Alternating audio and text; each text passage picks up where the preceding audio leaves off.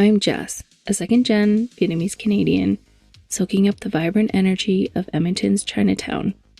Join me as we explore, taste, and connect with the community of Chinatown, where traditions of many families and the city's history intertwine. It's early in the morning, and I've made my stop in Edmonton's Chinatown for a cup of Vietnamese coffee. I have so many memories of coming here early in the morning with my parents, from groceries to the delicious food. I'm excited to spend the day walking and visiting with friends here in Chinatown, or what my parents would call it, Phố Tàu.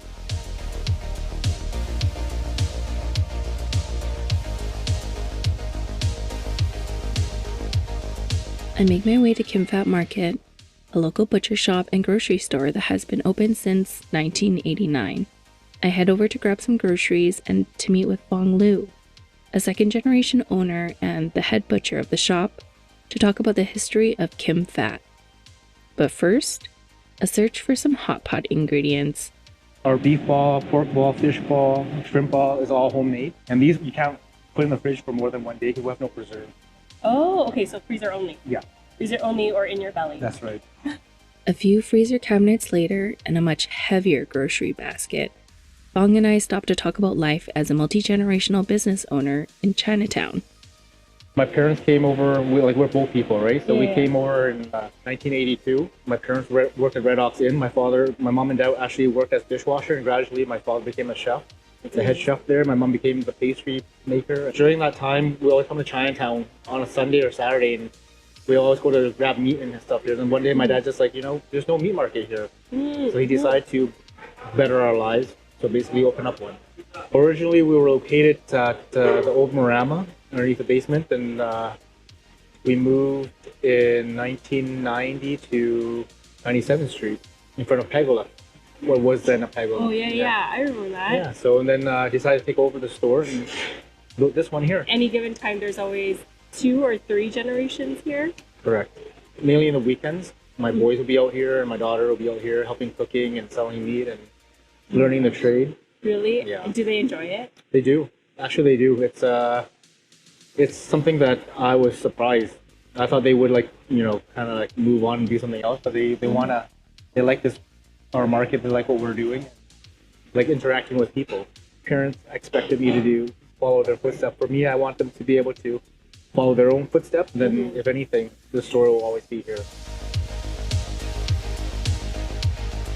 You're going to be one of the next generation elders that people come to. And are you excited to be able to guide, the next generations like your parents were able to? If they come to me for advice or questions or answers, I'm more than happy to answer it. But by all means, I'm still learning too, right? Yeah. And while providing Chinatown and surrounding communities with meats and specialty Asian items that are needed, Bong is also part of a larger community of next-generation Edmontonians working to bring Chinatown back to a place of vibrancy and community. I would say Kim Phat is part of the solution. I wouldn't say we are the solution. We're a community. You see the decline in the business, but other than that, it's still pretty vibrant down here. Yeah. You just have to know where you're going, and we work together, right? So there's no I in team. Mm-hmm. So basically, we're all in this together. But we are trying to do what we can to help out the community, and vice versa. Everybody else has to just pitch in.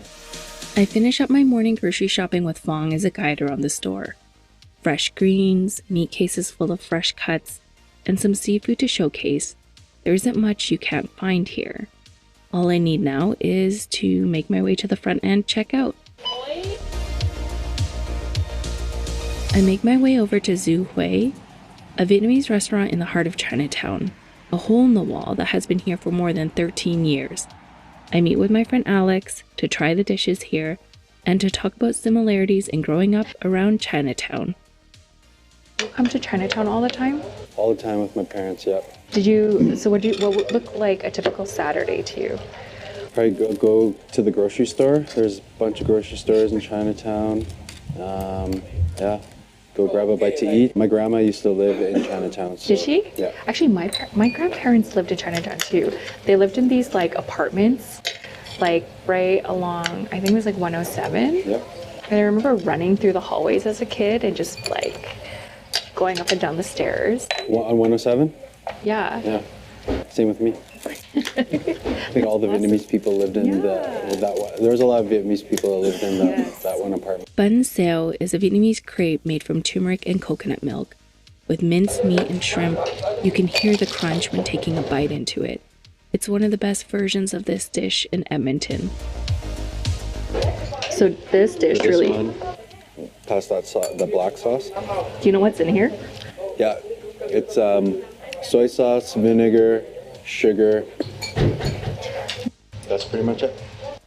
This is so good and so comforting. It's very comforting. It's considered like a poor person food, right? In Asia, but sometimes like that's where it's at. That's where some of the best dishes are. Jiao or congee is an Asian porridge dish made from rice and water. I like my jiao plain, but with like the salted duck egg and jabam. Okay. Yeah. Wow, that's very authentic. Peanuts, shredded carrot, and cabbage. And a ginger fish sauce. It's the peanuts that do it for me. It's like the It's fresh. fish sauce But it's the contrast between the hot and the cold. and the congee. You have to have like watery congee, not thick congee. That makes it like just so good. The texture is so good on it. And while we eat our meal, Alex and I start to talk about parenting and bringing our kids here into the community of Chinatown. Yeah, I take my kids to Chinatown quite often, at least once a week. We come for the food now. But yeah, it's sad to see sometimes the condition of Chinatown right now. Do they ever ask you questions? Yeah, they always ask me questions, but it doesn't scare us away from it. Yeah. We still come. Yeah. I'm really excited to show my child just like the different versions of Chinatown. I know it's not going to be the same way I grew up. And like we're not going to have like mornings going to Lucky, then going to Pho Hua. Yeah, you can't really, walk up and down 97th Street anymore. I mean, you still can. You can, but it's a little sketchy. But the main thing that I want to teach my kids is, some of the best places for food, for especially comfort food and nostalgia and all that is, the hole-in-the-wall places. So not to be scared of, of giving a restaurant a chance based on their location. Yeah. You go for the food. And it really shows in Chinatown. That's yeah. what keeps me coming back. We finish up the last few dishes here and we make plans to meet up again.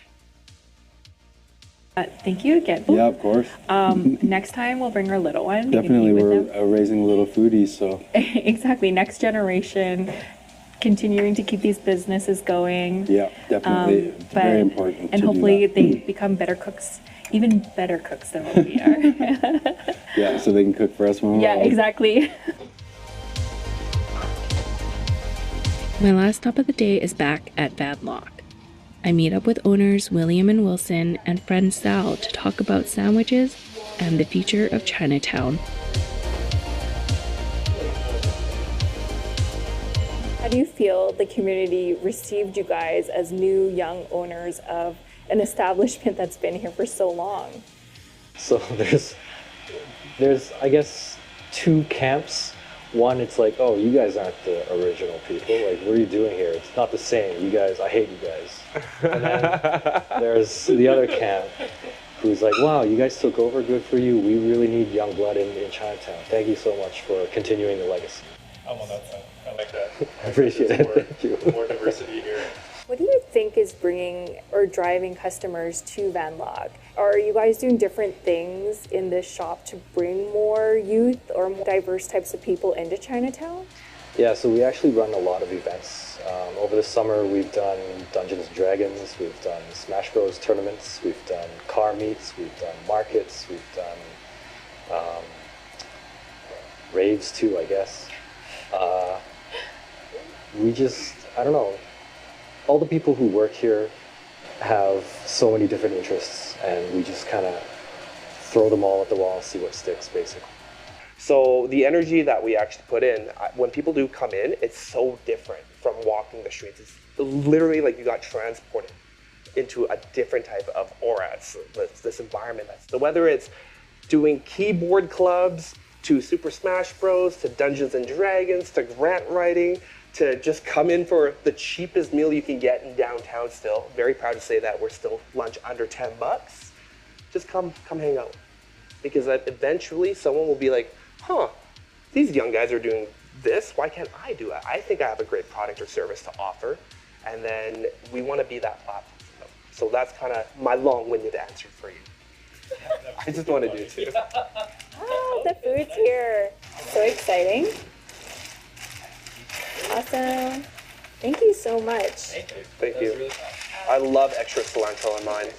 What have you guys changed about your sandwiches? We put more pate, more mayo, more stuff. Really. Yeah. I agree with Wilson. Extra cilantro is delicious. And it's one of the reasons why Van Luck does so well. They pay extra attention to their banh mi's. Not only do they add extra ingredients, but they also ensure that the changes they make allow for their banh mi's to have a more pleasant eating experience.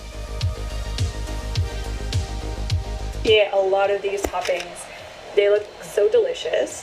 Where do you guys see Van Luck expanding from here? From sandwiches, you guys do your own coffee called Crew, Yep. correct? CRW. Yep.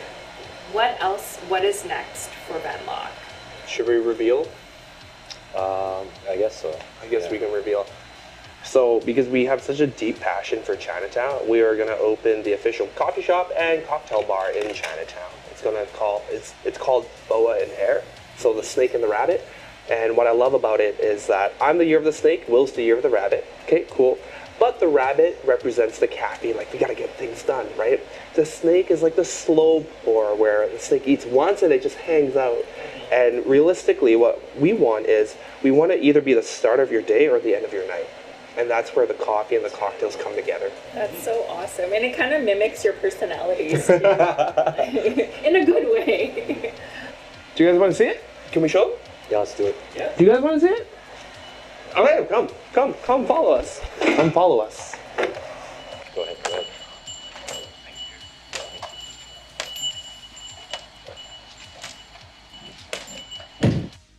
Seeing the familiar sights and sounds of my youth in Chinatown brings happiness and fond memories.